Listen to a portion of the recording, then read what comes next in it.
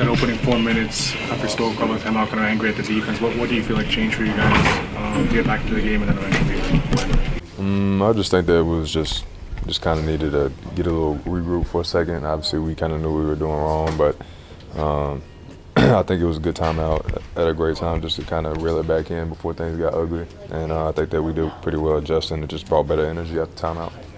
Okay, when you get one cut to work, are you then surprised if you can get 2 or 3 or 4? Sure, because I know they're telling them I'm a cutter. You know what I mean? So I'm happy when I get the cuts. You know, so I'm sure they're not. But sometimes you get lost in the game, and they're just, when you got guys that play well, guys like Vic come in shooting the ball, and you got guys on the team that draw so much attention with Jimmy and Tyler and Gabe, Max, those guys, they open things up for me. And some nights it's going to be like that, but most nights it's not.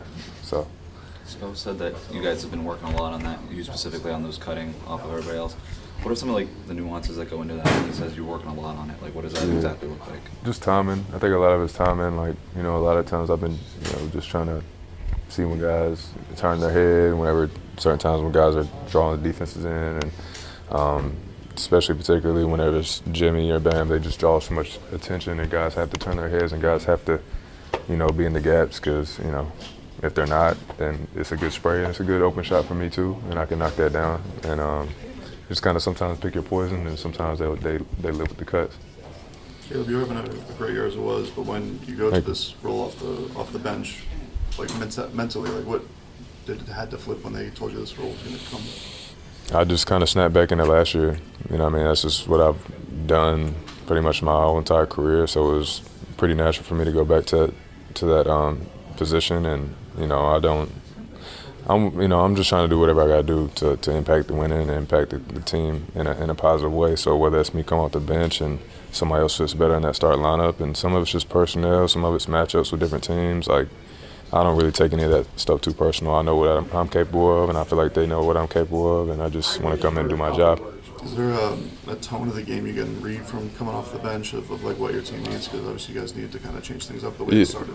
Yeah, for sure. I think definitely mentally you get to adjust to the game a little better just from seeing what's going on, seeing what gaps needed to be filled, and whether it needs to be a little bit more offensively, whether it needs to be defensively. But ultimately I'm going to bring energy no matter what, and I think just bringing energy is going to radiate positivity throughout the group and give a good spark. So that's all I try to do regardless. You're still playing as a lot of your bench mates are quote-unquote power forward, but what's the biggest difference for you maybe where it allows you to play a bigger role offensively in that role? Yeah, I think just having that mismatch, and you're playing more against backup guys that come off the bench, and some of their schemes aren't exactly the same as their starting units, whoever we're playing.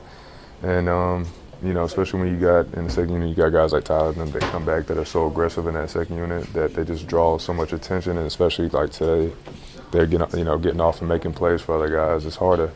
We're a tough group to guard whenever we get the ball popping and everybody gets involved, and you got someone like Tyler who can make so many plays and draw so much attention. He's such a threat whenever he's in that type of mode. That same thing with Jimmy when he comes out the second unit. It's tough when those guys come in and just make our unit go.